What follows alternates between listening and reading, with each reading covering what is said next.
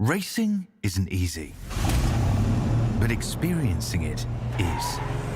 iRacing puts you in the driver's seat with the industry's leading sim racing game. Drive on laser scan replicas of the greatest racing circuits from around the world.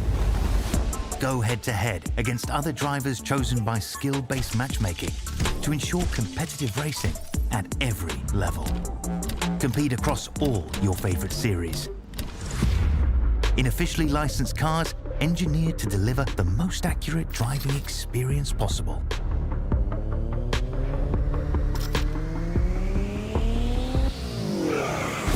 Join a race or host your own with players from across the globe. Race against the computer or in a league with friends. Feel the thrill behind the wheel. Visit iRacing.com.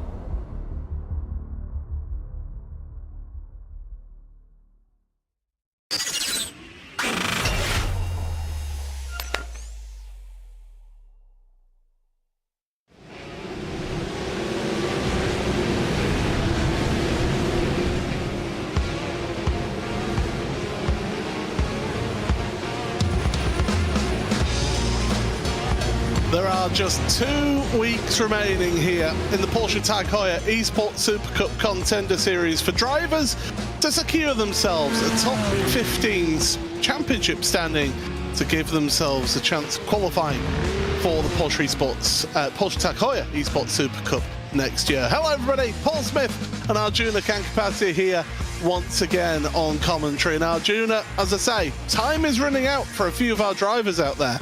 Absolutely. The clock is ticking away, and it's already kind of seen some drivers recognize that their chances of making it to the Super Cup next year have fallen by the wayside, and they're not here. It means a slightly smaller field, and so the fight for every single point, likely in many ways to be even more intense, Paul, as we head to a track that not only have the drivers had very little experience of, you and I have had very little experience of as well. Yeah, we are racing around the virtual Sachsenring in Germany, and these drivers will be competing around 13 turns and 3.6 kilometers of undulating track here this week. Well, let's take a look at the format of how things happen here across the Porsche Tag Heuer Esports Super Cup. It started off with the qualifying series earlier this summer, and the drivers competing in that had single races to decide who would be able to get through into the top 15 of the championship. Those top 15 then come into here, the Contender Series, where the bottom 15 of the this season's Porsche Tag Heuer Esports Super Cup compete against top 15 from this. The top 15 drivers of this championship get that qualifying chance to get into next year's Porsche Tag Heuer Esports Super Cup and to contend for that big cash prize. And of course, there are 5 drivers as well who were coming in through Porsche market slots on top of those 30 drivers that automatically qualified through that process. Points, well, this is all about, Arjun, you keep on saying it each week, this is all about getting drivers used to how the Super Cup works and prepare them for life in the Super Cup. Absolutely. A qualifying series, quite simple in many ways. Qualify and race. Just grab your points in that main race. Here, you've got to get introduced to all those nuances that drivers have to think about. For example, qualifying on pole, finishing the sprint in first position, but then inverted back to 8th for the feature, and finishing there pays out less points than qualifying 8th, finishing 8th in the sprint race, and winning the feature race. So how do you adapt to these unique challenges, especially at these tracks that we've been going to for the most part, Paul, where, you know, they're tight, they're compact, and so passing opportunities have been few and far aplenty, and so, you know, it's been drivers having to get their elbows out for the most part, unless you qualify at the front, in which case, try and stay out of trouble and keep yourself inside of that front 8. Yeah, you are going to see different style of racing if you've not seen one of these Contender Series races. After the points, of course, we look at the championship standings, and the top 10, you'd feel that those drivers are feeling quite smug and quite secure, especially those in the top 5 right now for their qualifying slot. Elvis ranking down there in 10th place.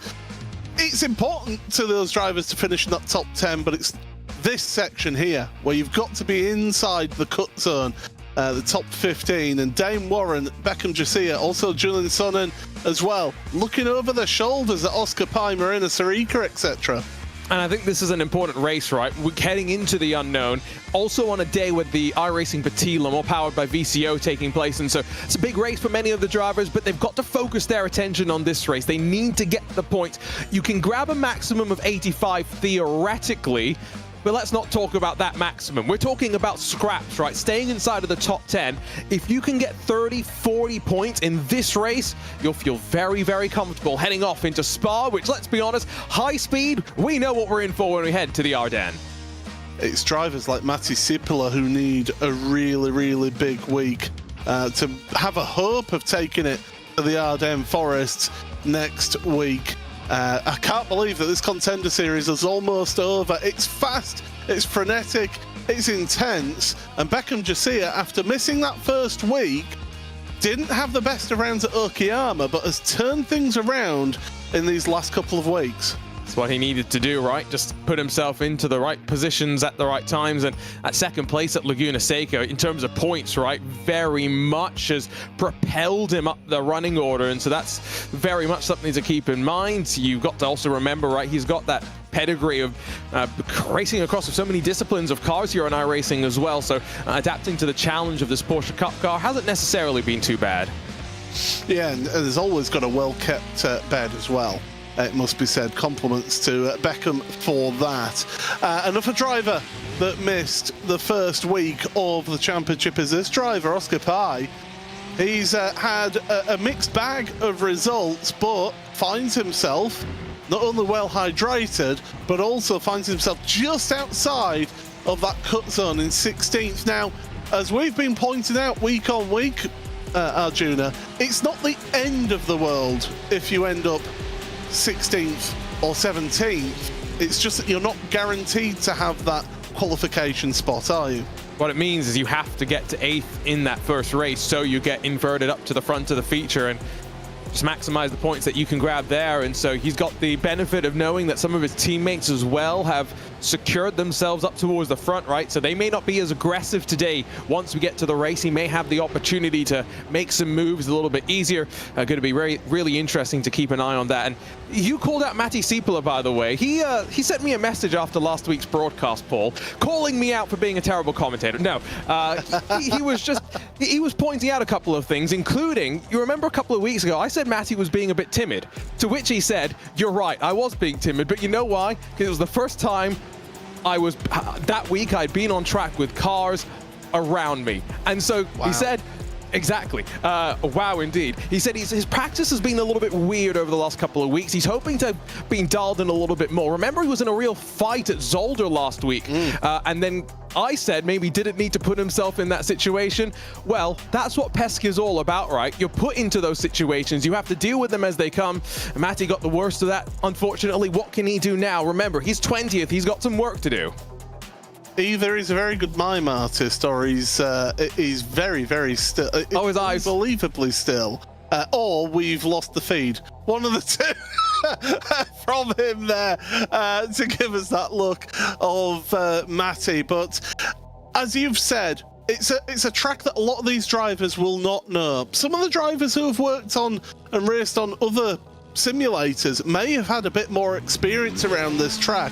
I've commentated one race around this track before on another simulator, so it is something that some of these drivers who are not solely iRacing people may have a little bit more experience over some others. And as the drift games apparently start in qualifying, I didn't realize that Porsche sold the drift car as well. You're right, but I think I look through the list and I see mostly, let's be honest, especially in the last 5 years, most of these drivers have been firmly focused on iRacing. So I think what we're going to see is who has understood the nuances of the iRacing version the best, right? Of course, yeah. Every platform will have its own unique scans and whatnot, so where those bumps are and where they are not, maybe more importantly, I think that's going to be very interesting to see. I also wonder, Paul, with that pressure of the one-lap qualifying, which we've called out so many times this season. If you don't qualify, you know you're starting down in 20th, but if you're 2/10 off, you're probably still starting in 15th, so it's not much better. What are they going to do at this track? Where are track limits a concern for them, right? And if they've got to the end of this warm-up lap and they're not feeling so hot in terms of their tires, what will they do? Will they go back to pit lane and go once again? Well, these are the questions that we ask. 29 drivers are out there on track right now, and a few of them are starting their hot laps. Oscar Pai being one of those drivers who is just starting a lap. So once you start your lap in qualifying here, that's it. You've got to finish that lap, and we're on board with Oscar Pai. Then he's come through turn 1, long sweeping turn 2, which then leads into a tightening turn number 3. You've noticed it's pretty much up and down Dale here. Turn 4 and through this left, it's basically a triple apex, almost 4 apex left-hander here. Into 6 and 7. Downhill once again, and then you're going to keep it up to the right-hand side. And again, a feature of this track, it's medium to high-speed corners here, Arjuna, that these drivers are having to handle.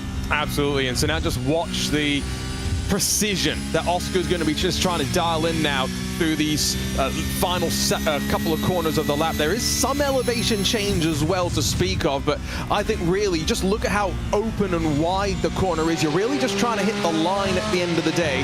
That didn't seem as though on the corner exit the car washed out in a natural way. The climb up though through turn 13, that's going to help you just try and get over to the left-hand side of the track, maximize the run on the right, and as Tristan Iglesias sets the benchmark, Oscar Pai, frustrated with himself. Did he invalidate it in the final corner? I think he did. With the way he went over that curve, it looked like he got track limits there, and that is just how important it is to get absolutely spot on with your track limits here. Unbelievable stuff in the early going. Dane Warren and Daniel Pastor leading the way in qualifying with Tristan Iglesias and Xander Reed. Here's Rafael Silva. He's wanting to get something out of this round of the championship and just do anything he can, but you can see how much they are pushing those track limits on the exit, especially out of that last corner. 8th place for Silva. Probably Zelensky is going to be quite frustrated with himself, I think, to be 9/10 off of his teammate on provisional pole.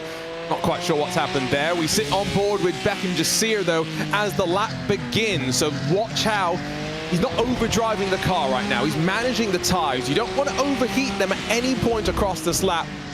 This, I mean, I used to watch Top Gear, and what did Jeremy Clarkson used to say? A slow lap, at least visually, a calm lap is a good lap. And in this car in particular, I think that is so true.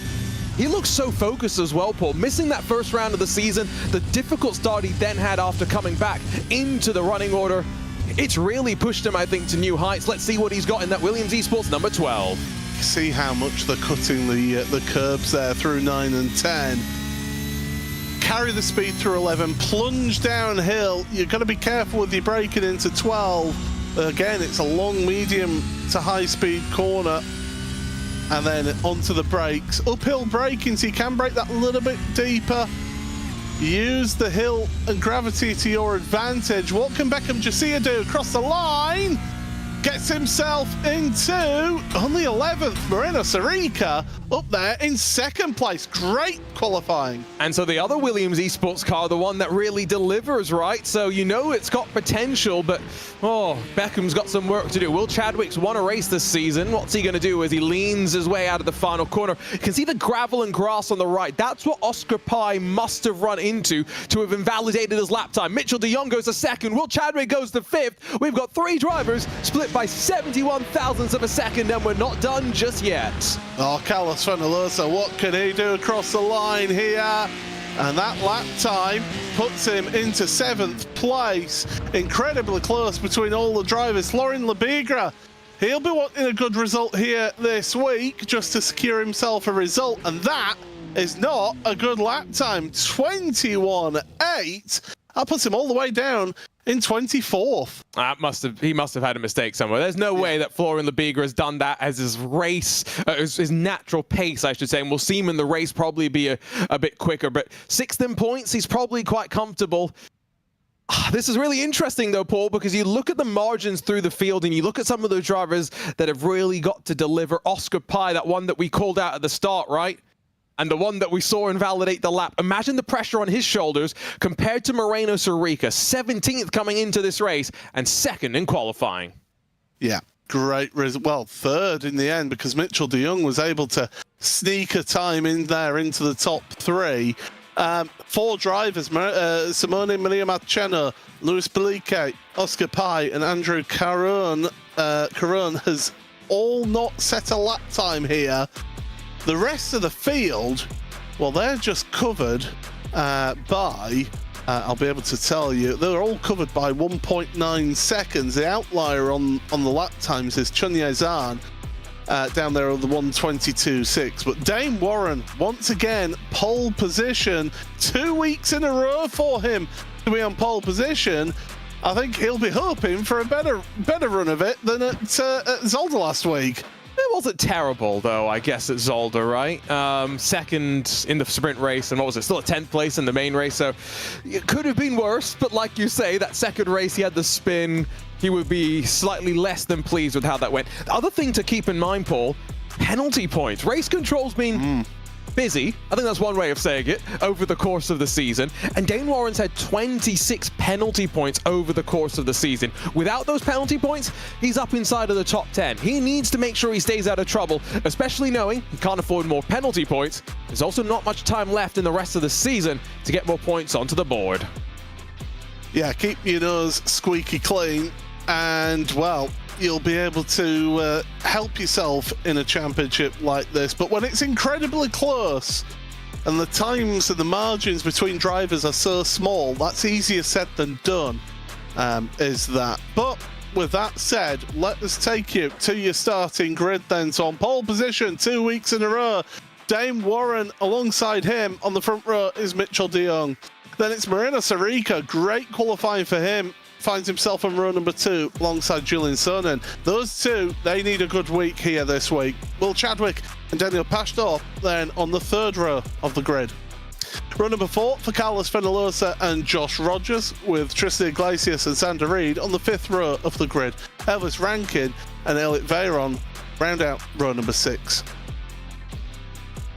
7th row of the grid is shared by Michael Janney and Beckham Jasiah. Bryn Collins, he needs a big week here if he wants any hopes of getting into that top 15. Alongside him is Nicolas Matteo, who's shown glimpses here of what he can do.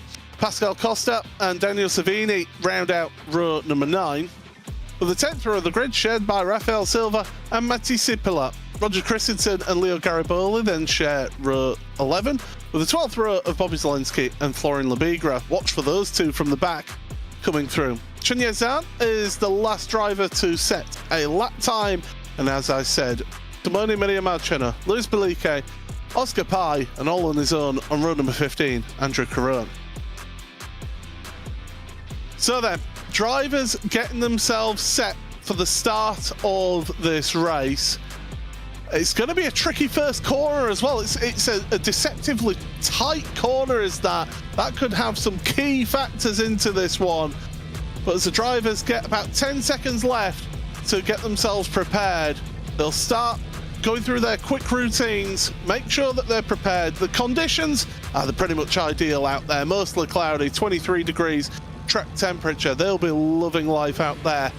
But 10 laps are ahead of us here at the Sachsenring for week number 5 of the Porsche Heuer Esports Super Cup Contender Series. It's a great launch from Dane Warren on pole position, but look behind the fight for 3rd place. That's going to be Moreno Sarica holding on to that. They're 4 wide into turn number 1. Can they all sort themselves out and keep it nice and clean? The answer so far is yes, but with the twisting nature of this track, you're going to see these drivers still side by side. A little bit of issues further back for Roger Christensen, and that's Florian Lebigra dropping all the way to the back of the field. Still 2-3 wide through the left-hander. Oh my goodness, talk about trying to take advantage there, Arjuna. Absolutely. Interesting start there, but you could tell that Moreno Sarica did not want to get bullied, and important for him that he did not do so. Oh, his teammate Daniel Pastor hard into the wall, and that's a Williams Esports car dropping straight back to pit lane. Oh, that's huge for Pastor. Massive, massive incident. Remember, came into this round in 12th place. So that's the last thing he would have wanted, to have those issues on the opening lap here. But it's Warren from De Jong, Sarica and Chadwick's in 4th place, who's got ahead of Julian Sonnen then, who's down to 5th. Josh Rogers moving forward into 6th place ahead of Carlos Fenalosa and Tristan Iglesias. We've got a car spun, that's Costa, who spun at the last corner, and still we're carrying on with these battles. And one thing you can say about the Sachsenring is lap 1 into lap 2 is intense. I guess still getting those tires up to temperature as well initially. That's what really kind of sets it off as Beckham Jasir tries to avoid losing out to Nicolas Matteo, slots back into line eventually. I think now that we're up to speed, though, we'll have to see who's going to be really aggressive. A big lunge from Michael Johnny, Xander Reed, Elliot Veyron all battling there to try and get up to the side of Nicolas Matteo. But I think 10-lap race, Paul, this is going to be crazy. I wouldn't be shocked if we see drivers getting close to that incident limit. Oh, yeah, absolutely. I am expecting to see 1 or 2 ending up having to take a drive through down pit road, especially after the physicality of these opening lap and a half here. As we go on to see, here's what happened to, oh dear, that looked like a big hip check, and how lucky were the drivers coming through then. He bounced back onto track nicely into a hole. That's what happened to Pascal Costa. Got sandwiched between 2 cars, and Costa ends up further down the field once again in 28th place. But Pastor, that was a huge, huge incident. Absolutely, and so now on to this next lap with this fight for 8th, the one I think to watch, because again, it's about that invert where drivers are thinking 50 points in that feature race. Beckham Jasir wants to get in front of Tristan Iglesias, who's maybe protecting Elvis Rankin slightly, goes deep through the corner. Here comes a switch back from Jasir, but this is the second lap that he's been trying to get around the outside, down through those opening couple of corners. It doesn't work again, and as he runs into the rear bumper of the car in front of him, he gets run into as well. We watch the replay as Savini gets a windshield full of Daniel Pastor bouncing back onto track. Oh, how did he not make contact there? There's a change of underpants on order for Daniel Savini after that one. My goodness, that would have been a jump scare and a half for him. But yeah, you're absolutely right that Iglesias seems to be trying to hold up Beckham Jasir here to help his teammate of Elvis Rankin. Rankin needs a decent score. Of course, Rankin missed last week. He's comfortable, but it's not a comfortable enough position to be in right now. But Iglesias already has dropped off about 1.5 seconds off of his teammate here. And if he is doing that rear gunner job, he's doing a perfect job at it. Yep, and now you can see the struggles from Iglesias. It's going to force Beckham Jasir to go the long way around. I'm uncomfortable. I am very, very uncomfortable right now. If I'm Nicolas Matteo, sit to the inside, try and hold on. Beckham Jasir is going to really try and force the issue here, though, Paul, because that margin in front's grown so much that if he doesn't make the move now, as time ticks away, he's not going to get a chance to fight up to the back of Elvis Rankin and get into 8th position. So that urgency is going to come, and I can tell you, Matti Siepola, Leo Gariboli, there's been a couple of cars off the track further behind. It's all sorts of crazy here today. Yeah, it's a big day. Matti Siepola has a mechanical meatball warning flag, so he's had issues out there, and just goes from bad to worse for Matti as we go through. High-speed stuff, get the car slowed down then, and then through the land. Here's what happened to Siepola, and it's just tag, and then he gets a knock on the rear, and that's what suspension out the way. And De Jong and Sarica, what's happened to Warren out there? Surely not another. I mean, look how wide he's gone. Something has happened to Dane Warren. I hate to say it, but something's gone mentally or something. And second race in a row. What's happened? Running up front. Slow down. Slow down. And it wasn't a slowdown last week at Zolder as well? Yeah, it was. It was either that or bouncing over the chicane. I forget off the top of my head, Paul. I apologize for that. It's been an intense season. It's hard to remember everything that's gone on throughout this season. But yeah, Warren picking up a slowdown penalty. We saw how much the drivers were cutting over the apex curve of turn 9 and 10. And I wonder if he's just clipped that a bit too much and then has to serve that slowdown penalty after turn 11 off the line. But what that does do, it promotes Moreno Sarica up into second place, and that driver for Williams Esports, 17th on the outside looking in right now. This is a big day for him, and he's working for him so far. So I'm right now going back in time to try and figure out what happened a week ago. It was a mistake over the chicane. It wasn't a slowdown. Warren just bounced himself over the curb and let Josh Rogers take the lead. So again, a second consecutive week, Paul, knowing that Dane Warren needs the point, where he, in control of the race, has made a mistake. So again, it just goes to that mindset, right? What's going through his head right now? We know Dane is so quick. We know he's so capable. It's clear he just needs maybe a mental calm down, right? Someone to tell him, Dane, you're good. Don't worry about it. You can afford to take a 10th here and there. Maybe he's pushing just a little bit too much in the search of that extra 10th or so. I just feel with Dane, though, he's maybe putting a little bit of pressure on himself, as you say there. I mean, even so, a third place here in the sprint race, it's not the end of the world in terms of points compared to those that are around him. Okay, one of those drivers that is around him is Moreno Sarica, who's directly in front of him, but he's not actually outscoring him by that much, by Sarica being in front by 1 place. So it's not the end of the world if you're Dane Warren. If you're these drivers behind Will Chadwick, though, you've got both Julian Sonnen and Josh Rogers. Rogers doesn't need the points right now. In fact, I think he'd be quite comfortable in 6th place. Whereas Julian Sonnen, again, 13th place coming into this week, he needs those points. And if it is, go back a bit more in that line, right? Fenalosa, Rankin, they're also somewhat comfortable, I would say, in the top 10. So, yeah, it goes back to what we said at the start. This has been a championship where the front 8's been somewhat calm after the first couple of laps. The rest of the pack's where the action has been, and seems to be that way once more, as De Jong now 1 full second clear as we continue to tick away those laps. We look on board with Julian Sonnen, who, as mentioned, has some work to do. Both of the races last week, Paul, finished outside of the top 20. Only twice this season has he cracked the top 10, and we know how important consistency can be. I don't think Elliot Veyron's had a very consistent run down through turn 1. Neither's Matteo as well. I think there's been issues for those two in turn 1, and well, they're going to carry that one on of Veyron and Matteo, and behind them Savini is there going, excuse me, can I just get by? Thank you. He's stuck right now, and he's got a hard charging Bryn Collins behind him as Savini. Bryn is another one of those drivers who he needs to pull something out here to keep his hopes alive of getting into that top 15. But the drivers in front are battling so intense that that's easier said than done to move forward. Here is Bryn. And Bryn's another driver, by the way, without penalty points. He's inside of the cut line. He cannot afford another mistake that sees him involved in a steward inquiry, whether it's his mistake or someone else's. That's just the way this series works. He almost gets checked up behind Savini on the run up to the final corner.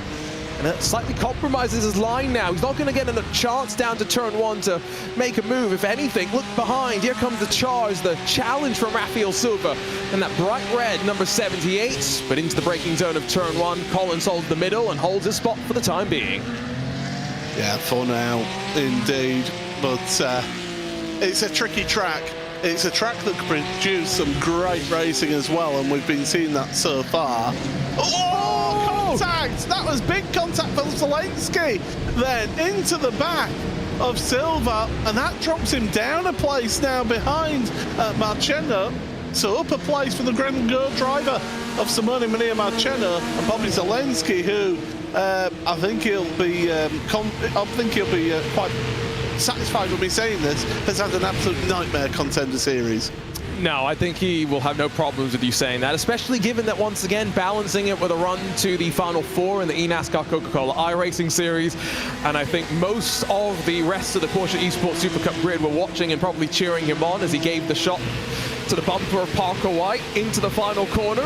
The bump and run didn't work. Parker White held on, and we'll see Parker, of course, in the 2025 Super Cup still, so that's going to be really exciting to see. Unfortunate for Bobby that it does seem as though he's going to have to go back to the qualifying series for next year if he wants to fight his way into the Super Cup for 2026. But the thing that we know about Bobby, he is so adaptable, he is so versatile, he can drive any car quickly. Still quite remarkable, Paul, that it took until this year for him to get his first ever Porsche Esports Super Cup podium. Yeah, that was incredible that it took that long.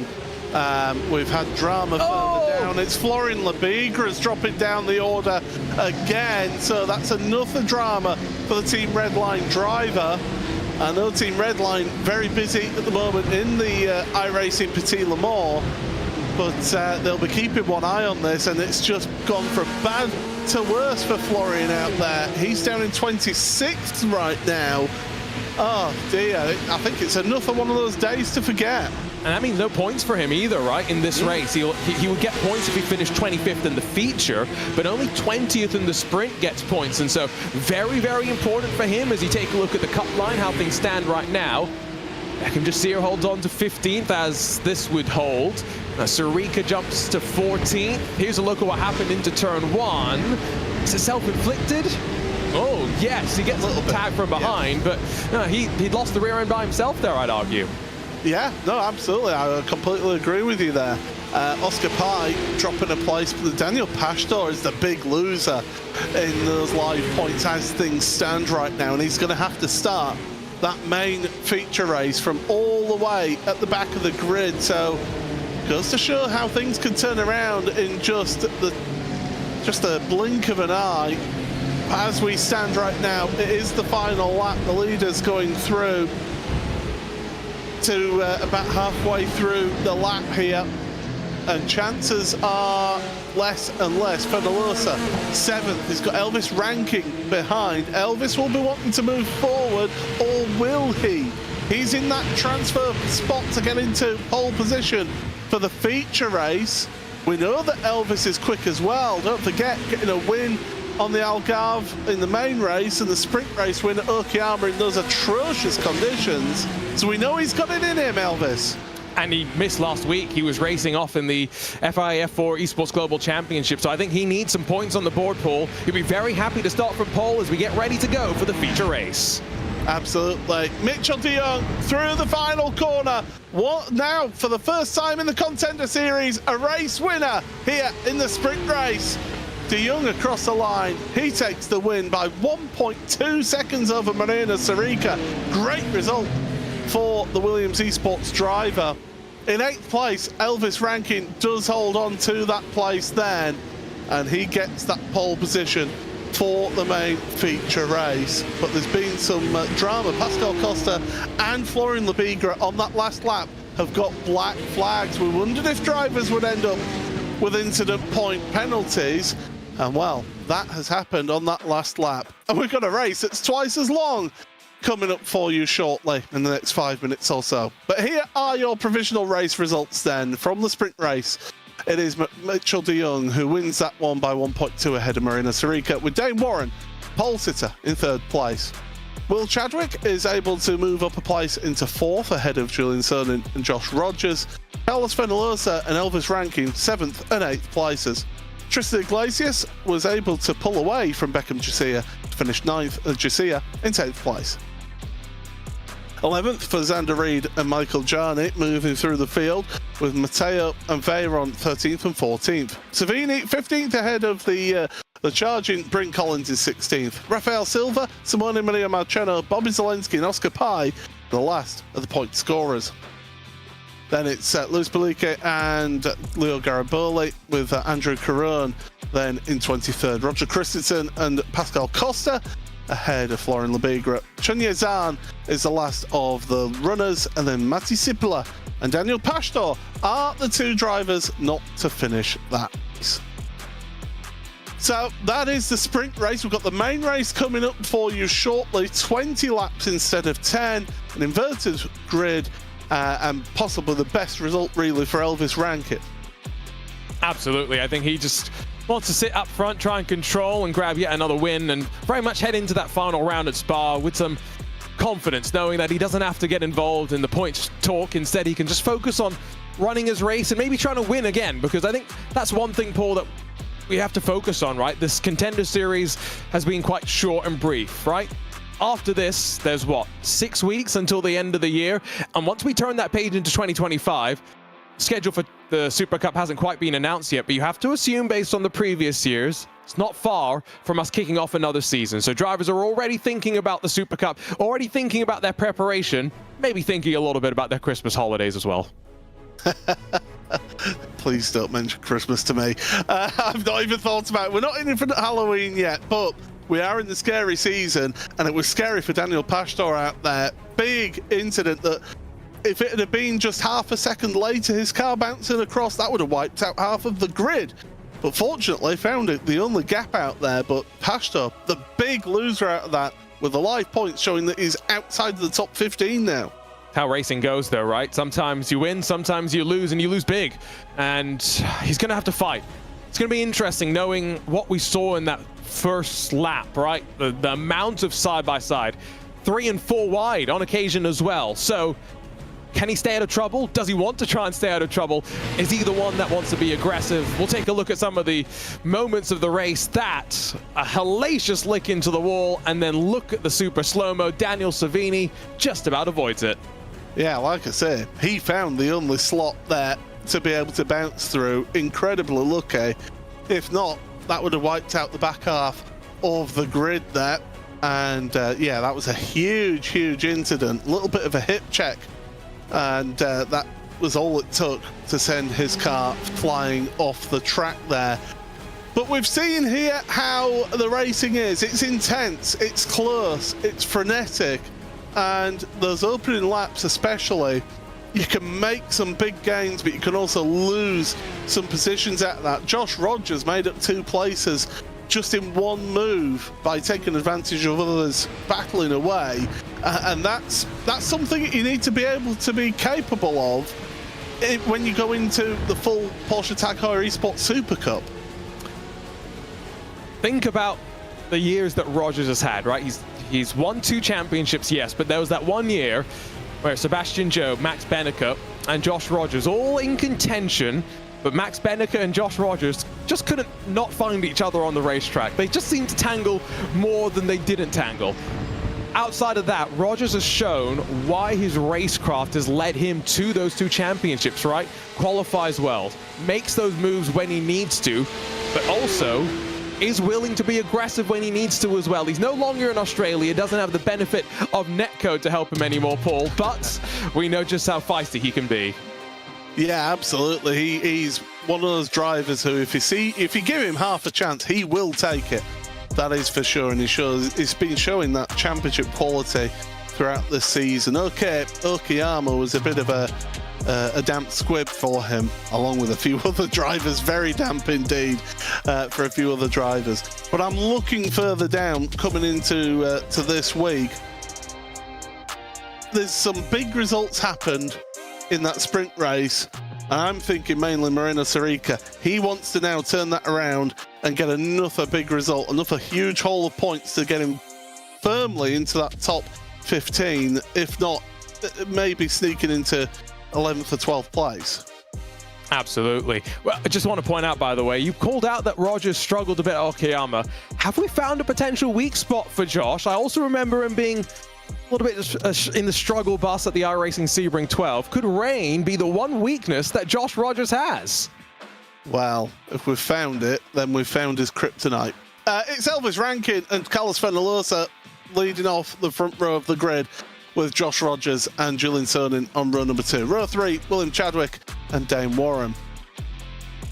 It's the 4th row for the front 2 from the sprint race, Moreno Sarica and Mitchell de Jong. The rest of the drivers starting where they finished. So Tristan Iglesias and Beckham Jasia, they continue their battle that we saw throughout that first race. Sander Reed and Michael Jarney then on row number 6. 7th row of the grid for Nicholas Matteo and Elliot Veyron, with Daniel Savini, Bryn Collins sharing that 8th row. The 9th row of Rafael Silva and Simone Maria Marchena. Row number 20 for Bobby Zelensky and Oscar Pai. I will be wanting a good second race here. Luis Belique, Leo Gariboli, then on the 11th row with Andrew Caron and Roger Christensen on row number 12. The 13th row of Chunye Zhang, and then after their black flag penalties in the last lap of that race, Pascal Costa and Florian Lebigra starting in 26th, 27th. Matti Sipola alongside them, and Daniel Pastor, big race for him. What can he do from 29th? I tell you what, if he gets up into the top 15, that has been a mega drive here. And similarly, I think, Matti Sipola, who also had his own struggles in race 1, he's got to fight his way forward as well. So, Paul, there's 3 races left to go. There's what? 135 potential points up for play and 15 spots in the Super Cup. I'm tense. I've been tense all season. I'm as tense as I've ever been. Wow. Let's see what these drivers, these excellent drivers, can do out there on track. The clock strikes down. We're getting ready for the start of the main race here for week number 5 of the Contender Series. Green flag in the air, we're underway, and it's a great launch from Elvis Rankin. Josh Rogers is trying to follow him through into turn number 1, onto the brakes. The driver's fanning out further back. There's contact between Fendelosa and Rogers. That drops Rogers down. We've got contact further down for Christensen, and one of the Apex Racing Academy cars involved in that one. But we go through turns 2 and 3, and we're still 2-3 wide. There's puffs of tyre smoke happening mid-corner, and big contact. Oh, that's huge for Bryn Collins. He's got involved in another incident, and he falls all the way down to the back. And again, even if it's not his fault, that's not what he wanted to be involved in. Did not want points taken away from him. Same incident, almost a mirror repeat of what we saw in the sprint, hard off into the wall.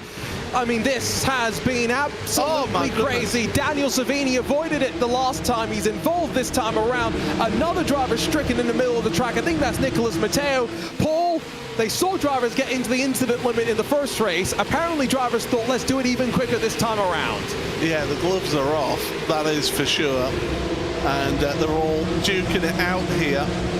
It's a bare knuckle boxing fight outside of the pub car park on a Saturday evening. And these drivers are holding no prisoner, and off to the right there. Rafael Silva going into the wall, the latest victim of this opening lap. I think we're going to have some busy race stewards post-event of this one, and that could really have a big say into the championship points going into the final week.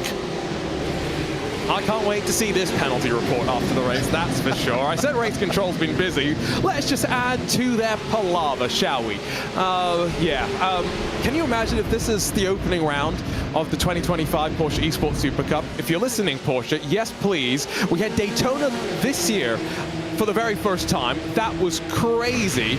This would be even crazier. You can see on the left side of the screen, at least momentarily, the movers and shakers. Florian Lebigra, plus 11. Daniel Pastor, also plus 11 so far. I said, didn't I? Right before we started, if he gets into the top 15, it's been a heck of a drive. Well, that, from both Pastor and from Lebigra, is one heck of an opening lap right there. The biggest movers through the field. Oscar Pai up into 11th place, plus 9 places for him. So definitely drivers on the move, taking advantage of those issues out there. There you see the live championship points as things stand. The top 10, Dane Warren moving up into that top 10 right now. Lebigra down to 9th, but he's got enough of a points advantage that I think he's is in a solid place right now in that top 10. It's this page here, and you look at it, Sarika's up to 13th, Oscar Pai right there on the bubble, 16th, just behind Beckham Jasir. In fact, there's quite a bit of a margin between Pai and Jasir coming out of those points. I thought for a second we were just about to see another accident there, by the way. The margin that some of these drivers are leaving a little bit too fine for my comfort. 20 points is not an insignificant buffer at the end of the day. 85 is the maximum that you can get from any particular race. 50 is the most you can get for winning the feature race. It's not insurmountable, but it's a tall order for the likes of Pi and Pastor. And so now if you are in that Williams Esports 95 poll, the question that you will surely be thinking, right, I've got myself into the top 20, can I get myself into the top 10? Because that would mean I'm only about 10 points back, a lot more of a palatable situation to think about. Bobby Zelensky and Michael Jarny making moves. Oh, it was Bobby Zelensky, yes. So Jarny moving up ahead of Zelensky. I think Bobby is rather resigned to not being into a chance of a qualification. That's what happened to Christensen at turn number 1 at the start of the race. This is Bryn Collins getting turned across the nose of one of his teammates there. So that's what happened to Bryn Collins. You see, it's 3 into 1, just do not go. And it's Collins who gets spat out to the side of the track. Nicholas Mateo, another one who got caught out. That was Will Chadwick, was involved in issues there as well.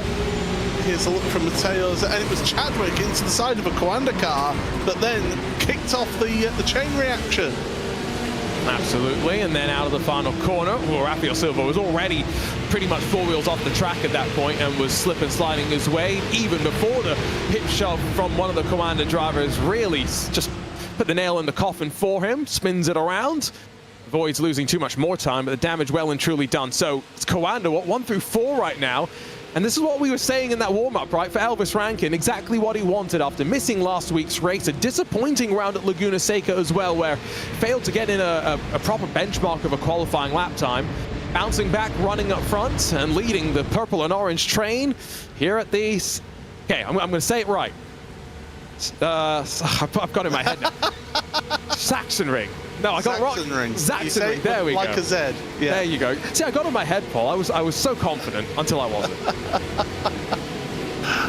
Now you know how I feel most weeks. Oh, William Chadwick running wide there. Must have damage from that instant at lap 1. And that's allowed Elliot Veyron to go through. Oscar Pi behind now. If you're William Chadwick, you're quite comfortable in the points. A little contact between him and Pi. Oh, even more of a hit check there. Pi's got to be careful. He's on the outside looking in right now. Cut back, cut under for Pi. He could possibly do it, but no. Chadwick just holds on to it with the pace around the outside. But Oscar and Michael Jarny behind are both showing their intentions here. And there's a little bit of a train because Zelensky, Marcheno and Labigra and the rest of them. I'll tell you what, looking back from Will Chadwick's car, I'm surprised he hasn't got a caravan on the back of his car because he's got a huge queue of traffic.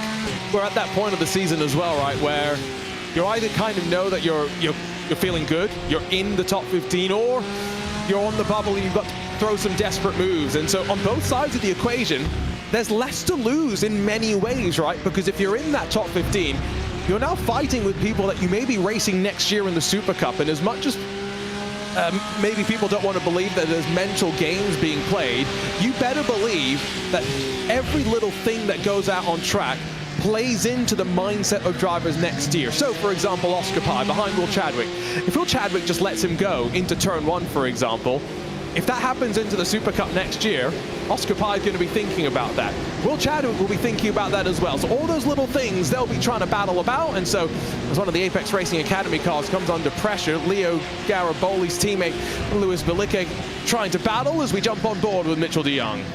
Yeah, de Jong way down the order from where he started, down 11 places. I think he was the car that got caught up with Will Chadwick on that opening lap. Drops down the order and he's just trying to work his way forward again, is Mitchell. But yeah, it's mind game. A lot of people don't realise that sim racers, they have a long memory. Trust me. And through a season, you make a mental note as to who you can race with, who you can't race with. And then basically you know, right, who are the ones that I've got to give that little bit of extra space to, as down the inside goes the 95, and Daniel Pastor now up 12 places in this race. Picking them up one by one. That's all you can do at this stage of the day. And look at the 2x2 down to the opening corner, which is so fascinating as well. The way I did some laps here, and that camber really makes it difficult at turn 1, and a great description of that is straight across the track initially, locking up the front brakes, and then eventually tucking back into line. Suboptimal, I think that's how you say it. And Daniel Pastor's now got to find his way past 2 more cars. Yeah, that's 2 places lost in just one little mistake there, a little lock-up. Remember, for those of you who've not been watching all the way through this season, I mean, where have you been if you've not been watching? But these cars, no ABS, no traction control, so these drivers don't have any driver aids. You've got a lot of horsepower under the control of your right boot, and these drivers are doing the best that they can to hold on to it. And of course, it's not the most aerodynamically, most effect aerodynamically that a car can have, but as you bleed off the speed, you do lose that downforce, and it becomes more of a mechanical grip thing, and that's when you start locking tires. And there's limited downforce, so you've got to make advantage. You take advantage of every little bit of it that you get at the end of the day, and so yeah, this is a fascinating balance to really strike.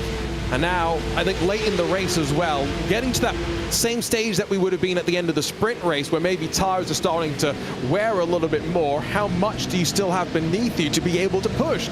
Clearly, Mitchell de Jong's got plenty, because he's made the move on the number 17 rather easily and grabbed 17th position for himself. Now got to try and close what's almost a 1.5 second gap up to Florian Lebiger as he goes out wide. Just arcs the corner, gets the power down very, very nicely. I mean, it just goes to show, Paul, after really showing us his strength in that first race, de Jong caught up in the chaos of the start, having to fight his way through the mid-pack here in the feature. Yeah, it just goes to show, you know, even if you are starting in 8th place, that just gives you the opportunity of being involved in somebody else's accident. And so it can easily turn things here in the Porsche Tag Heuer Esports Super Cup Contender Series. Pleasure to have you all along here. Paul Smith, Arjuna Kankapati on the commentary here, bringing you all of the action right across the iRacing Esports network of channels, across the Porsche Twitch, RaceSpotTV's channels as well. And Daniel Pastor now trying to move forward here that you're looking at right now. Ahead of him is Belike. And Luis will not want to move over for him. He will not want to lose it, but Pastor knows he has to make those moves. But no move being made. And Matti Sipula now behind Pastor. It's starting to get a little bit antsy. I think these are drivers as well that, let's be honest, not been an easy day.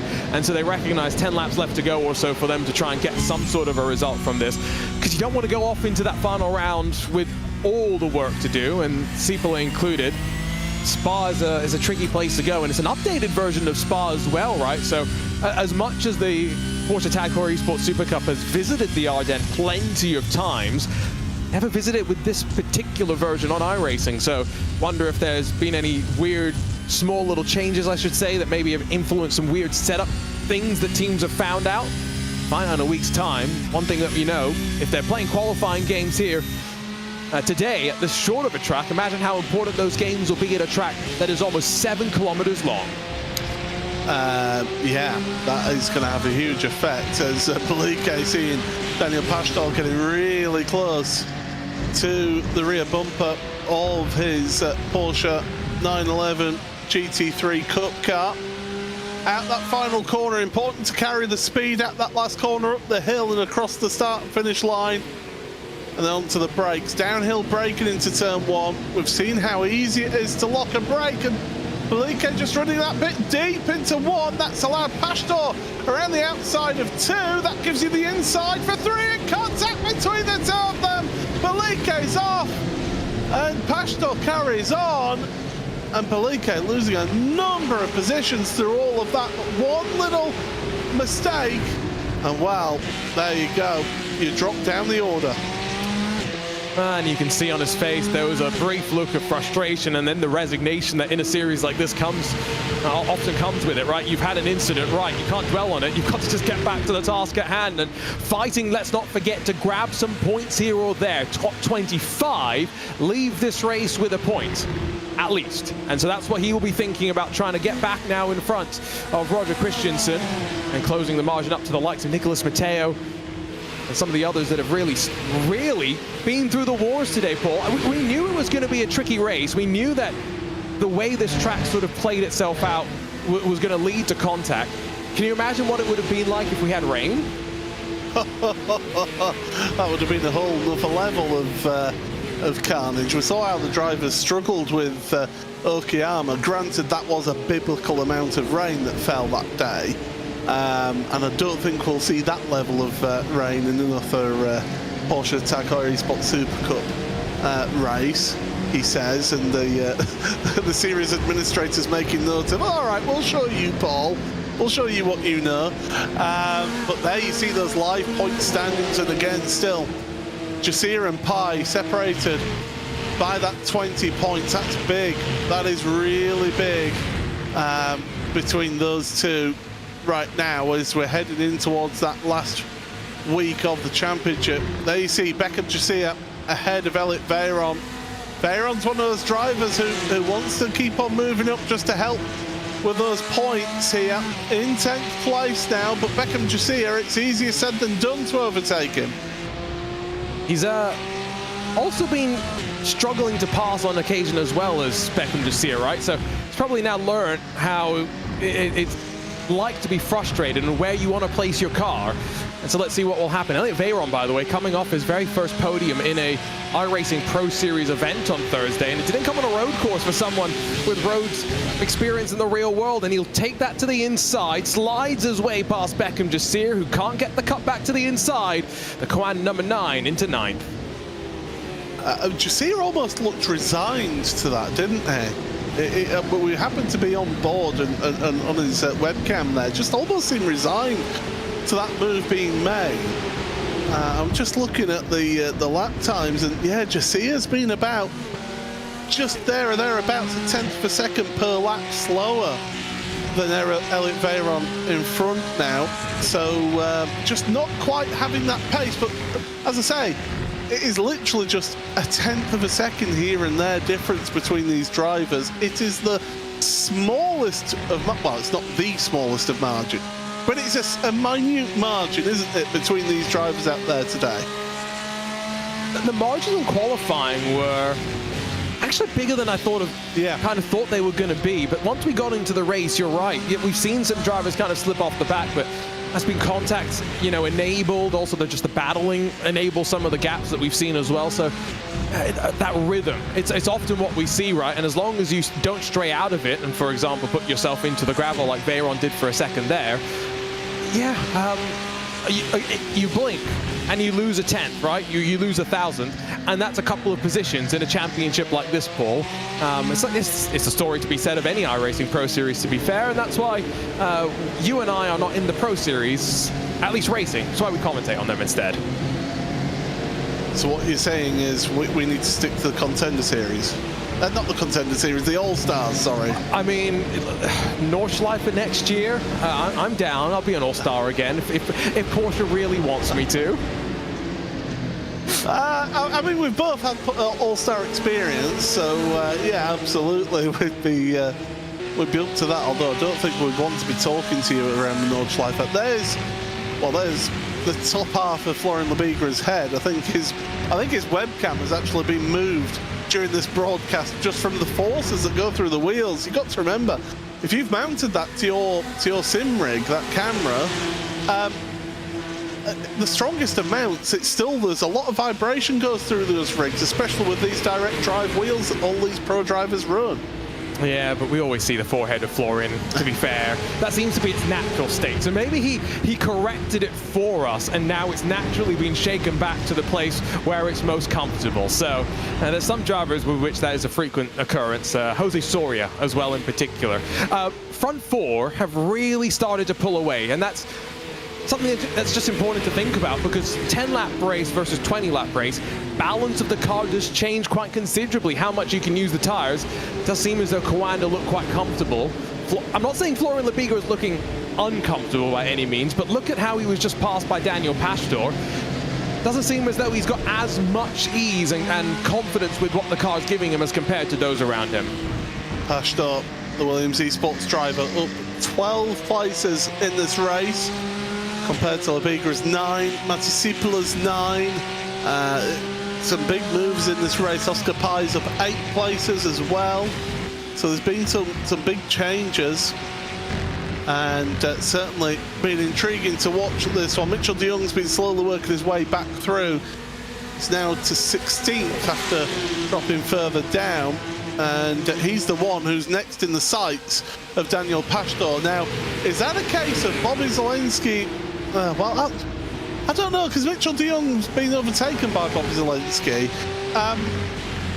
Zelensky's, fair to say, he's out of contention for qualification. Mitchell de Jong's in a comfortable place right now. I mean, really, it should be a case of just hold position for these two, but no, Mitchell's going for it. I think Bobby, you were saying earlier, he's had a nightmare of a Contender series. I think Bobby's just trying to get out of the season and not hold up his teammates, because again, at the end of the day, let's say Mitchell has a bit of a nightmare next week. He gets involved in a bunch of incidents, suddenly loses 100 points. You know, that is worst case scenario. It's not going to happen. But that's what Mitchell's probably thinking about, right? Every point is something you've got to fight for. And we know Mitchell, right? He is someone that, as much as he's a nice guy, one of the nicest people in sim racing, there's a feisty competitor behind the wheel as well, and he will push all the way to the checkered flag. I still always contend that Jamie Fluke is the nicest guy in sim racing. Not anymore. But he started to crash into too many people. Sorry, Jamie.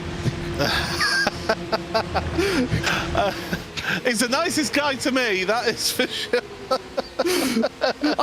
It's just funny because I've talked to him about us calling him the nicest guy in sim racing, and sometimes it's like, it drives him to be less nice. Yeah, I wish you wouldn't say that, guys. But yeah, certainly Mitchell is up there though. But he's one of those characters, is Mitchell. And I always compare it to when I used to be involved in rugby. I used to play rugby. One of my teammates, nicest guy ever. He would do anything for anyone, wouldn't hurt a fly. But as soon as he crossed that white line onto that rugby pitch, he was an animal. An absolute animal who'd rip your head off if he had half a chance. And it's those people who are able to switch that on and be ultra competitive. They're the people who really surprise people, but do well in competitions like this. And I think Mitchell as well, I like how you describe him as the rugby player, because the thing that I love about rugby is, for the most part, the respect shown to the referees, right?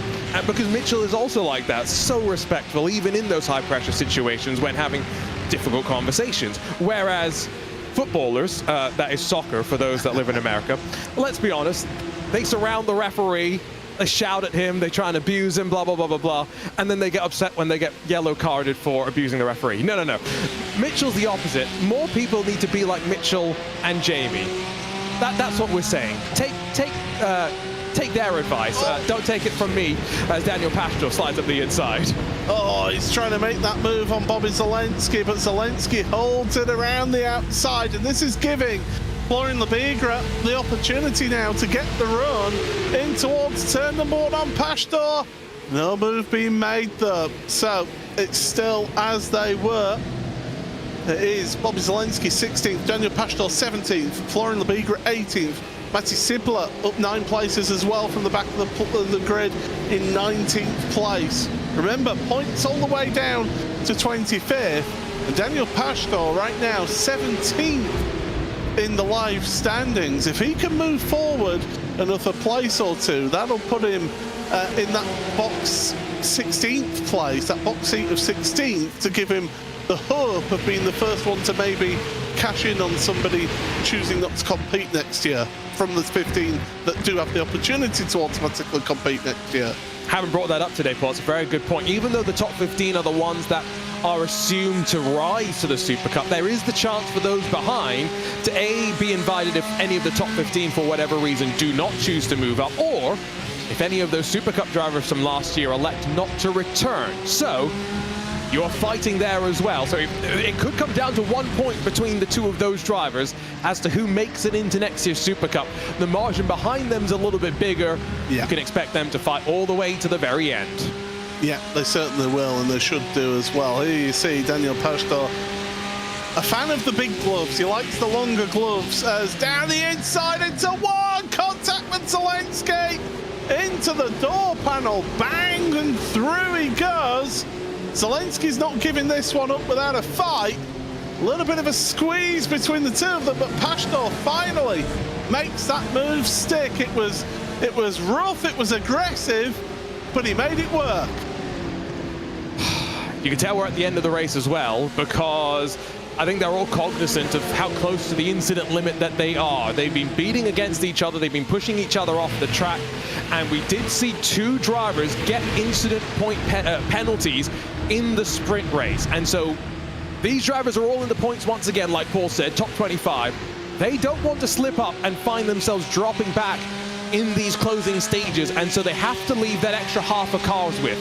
And that doesn't seem like a lot, but Paul, you think about this final sector, for example, right? How wide this penultimate corner really is, how uphill that climb through the final corner really is. If you're offline by half a car's width, it can really compromise you. What's Labiru going to do as in front of him he sees the opportunity by Zelensky running wide?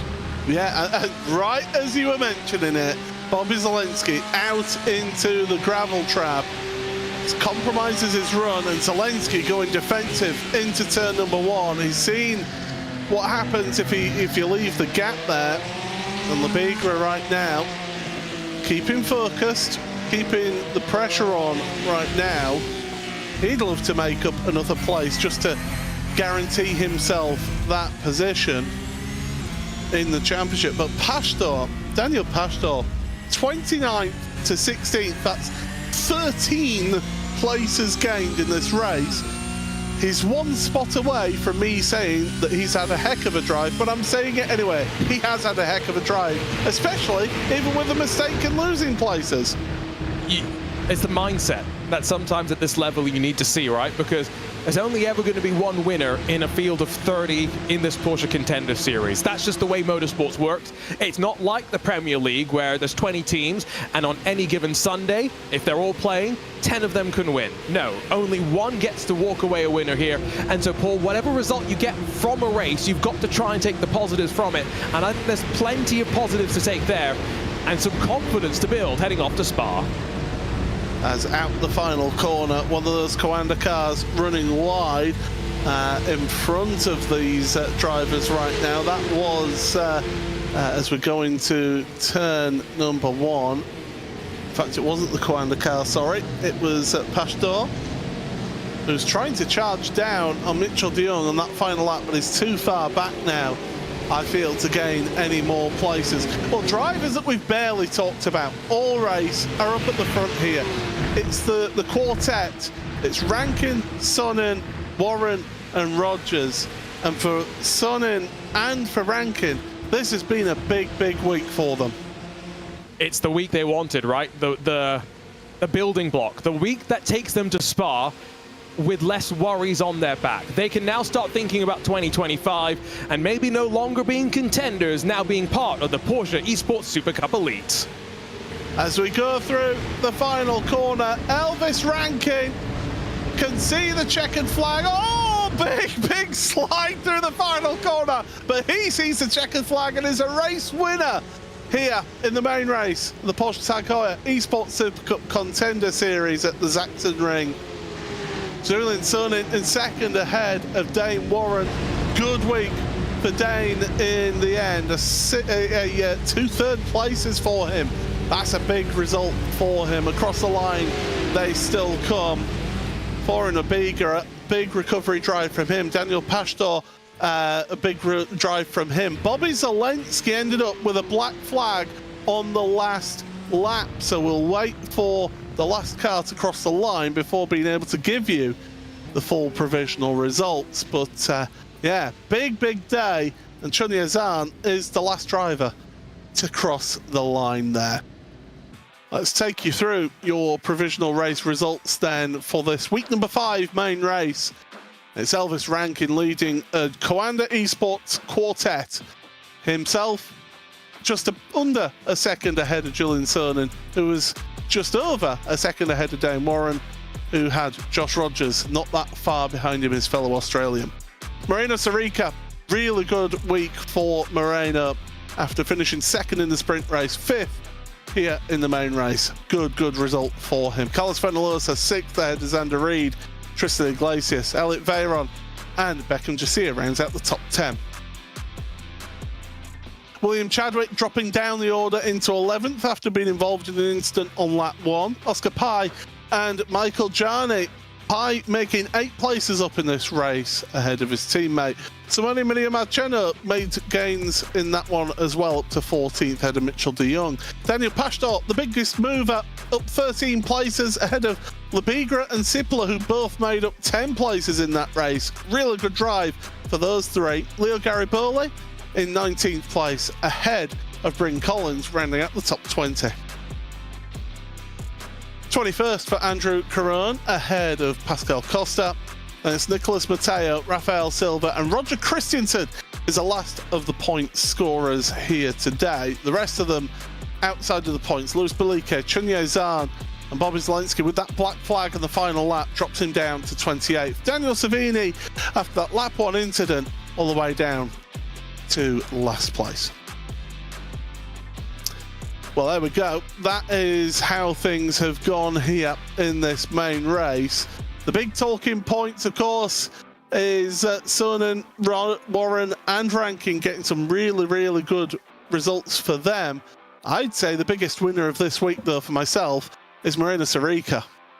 The confidence, right, after doing well in qualifying, then carried forward into the race, staying out of all that trouble. Oh, he's put himself in a great position, and a driver that's got experience of that Super Cup as well, right? I think I agree with you, Paul. I think big losers in many ways. You've got to say the likes of Bryn Collins, they're going to be feeling a little bit downbeat from this week, right? Knowing that this was maybe a week where they could put themselves into a position to challenge, not going to be able to say that heading into Spa. Yeah, certainly these drivers will be looking to Spa and just praying for anything really to help them out in that one. We are waiting for a couple of driver interviews for you all to be able to hear from those drivers who did well in this main race. But the big loser, I feel, this week was Daniel Pastor. Is certainly going to be kicking himself out of all of that. But we do get to hear from one of our drivers here, and he's going to be standing by with Arjuna Kankapati. It's Dane Warren. Pair of third-place finishes for Dane Warren as well, so gets him, I think, relatively comfortably, I think, into the top 10 potentially. But Dane, how are you feeling? It's been a, let's be honest, up and down season. A couple of mistakes leading in the last couple of weeks as well. How are you feeling overall, though? The pace has been there, and now you're finally starting to see the results as well. Yeah, you can say that again. It's been a really rough start. Yeah, not really from a lack of pace, just from a lack of executing and qualifying mainly. Which I'm pretty happy to say has been pretty good to us the last 2 rounds, which is a nice turnaround. But man, I am shocking in the race at the moment. It is not a pretty sight. But yeah, look, to get a podium in a feature and some good points on the board is you know all I can ask for at the moment. I'm glad you said it, because you won't be so angry with maybe some of the things that I said about your lack of mental focus in that particular race. But let's talk about now, right, the fact that you've been able to kind of get this result back on iRacing a little bit more. How are you feeling with the balance of the car and how things have been going? We're heading off to Spa. You know, Contender Series is almost done and dusted. Do you feel like you're finally getting that rhythm back together? I think in qualifying for sure, but to be honest, the race is just from a lack of driving the car for more than, you know, like 5 or 10 laps. That's completely on me. You know, it's just coming from the other game that we've spent so much of our time on. The driving style is so different. Like, you're from the start, you're under driving the entire race, and it's just such a an alien thing for me at the moment. So yeah, I mean, it's just small steps at a time. Like the qualifying is there, and in that series at the moment, or in this series at the moment, it's yeah, all you really need. You just qualify up the front and kind of stay there, unfortunately. But yeah, Spa should be nice. I don't hate Spa. I actually haven't driven the rescan yet, so that's another story. So yeah, we'll see how we go. We'll learn a bit more about it next week. Thanks for the chat, Dane, and see you at Spa. Thanks, guys. Appreciate the honesty from Dane Warren there to say that, yeah, the race execution has maybe not been there. We'll stick, though, with plenty of Command Esports drivers who finished on the podium today. Julian Sonnen grabs second spot. Julian, talk to us about your day here today. Seems like, from your perspective, exactly what you needed. 13th in the championship coming into today, top 10 leaving the day. Yeah, exactly. It's been a few tough rounds. Quality was an issue at the beginning of the season, and then I managed to turn it around as long as the rounds go. But I've been a bit unlucky, then a few mistakes from my side, so couldn't bring good points home. But no, it's done. It's been a long time. I haven't had a podium in any best series as well, so it's really good. What was it like in that sprint race? Paul and I were kind of wondering, you know, you've got drivers in front of you that are pretty comfortable in terms of points. Are you guys thinking about that feature race, the invert, and the points that are out for grabs in the feature race? Because there's one thing we've been talking about a lot this season. There are more points, of course, available in the feature race. So do you want to finish better in the feature race or finish better in the sprint race? Yeah, sure. It's something you think about as a driver when you're in the race. You think about where you're gonna start in the feature race, especially on a track like this where overtaking is very difficult. I've had experience in the past where I've try to not to go back, but let's say not fight the positions too much and tell myself I'm gonna have a better starting position, and then I get crashed, and so I had no points in the feature. So you always want to have some points on the board in the sprint race as well, but definitely you think about starting up front in the feature, that's for sure. Well, one more week to go, Julian, and we'll see you from Spa. Thanks for the chat, and best of luck for the preparation that lies ahead. Thank you very much. And one more chat. Elvis Rankin rejoins the field after missing last week at Zolder, and after 2 wins earlier this season, make it 3 now in the Contender Series. Elvis, how are you feeling after qualifying maybe a little bit more down the field than you would have wanted, but fought your way exactly where you needed to be in the sprint to take advantage in the feature? Oh, and now he's muted. I feel like I did that twice now this season, so... Probably.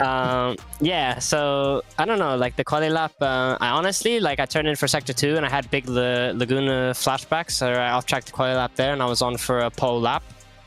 I felt like my sector 1 was good, but I just turned in and I just thought, like, don't off-track, and that's not something that you want to think on your quali lap at all. So the rest of the lap just didn't really come together, so I had to start a little bit deeper in the field than I would have liked, but had a good lap 1 with lap 1, lap 2 to kind of get up into that top 8 reverse, and then yeah, just kind of in the feature. I got a little worried in turn 1 on lap of the feature. I thought that I thought that Josh and Carlos were gonna come into me, so I went a little bit wide. But other than that, maybe a couple moments here and there. But I felt like it was a pretty smooth feature race, much smoother than the win earlier at Portimao. So everyone at the Contender Esports has been absolutely lights out in this championship, and yeah, I'm very happy to be a part of this team and show that we're really have a good package.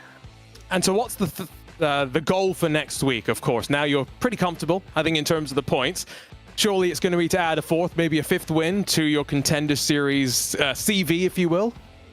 Obviously, I mean, the goal is obviously to win, right? So I think that just going to go out, do the best that I can, and then have some fun at Spa. I think it'll be a fun race with the draft, and you're just looking to have some fun. Just no Laguna flashbacks in qualifying, it would seem. Yeah. Elvis Rankin joins us after a win in the feature race. And Paul, 3 Coanda drivers to talk about.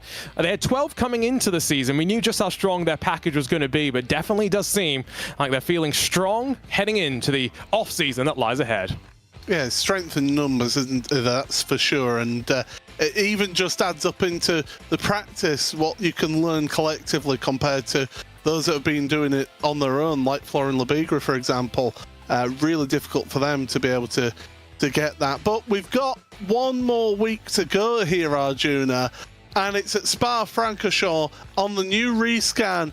A little bit different with the track limits as well. You've got gravel in places where previously we didn't have. Drivers are going to have to adapt to those changes, but overall, everybody knows this track. Everyone knows the track, but those changes make it so different, right? Think turn one, you see it visually there, that gravel.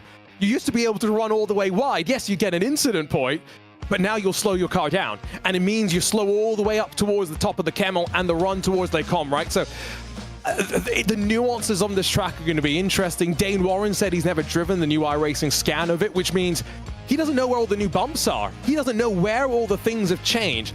And I think that's going to be something all these drivers will be front of their mind heading into next week. Yeah, so make sure you join us in 1 week's time, same place. We'd like to thank you all for joining us here. From myself, Paul Smith, Arjuna Kankipati, and Hugo Luis behind the scenes on production. In 1 week's time, we get to know who are finishing in the top 15 in the Porsche Tag Heuer Esports Super Cup Contender Series. Make sure you join for us. Goodbye.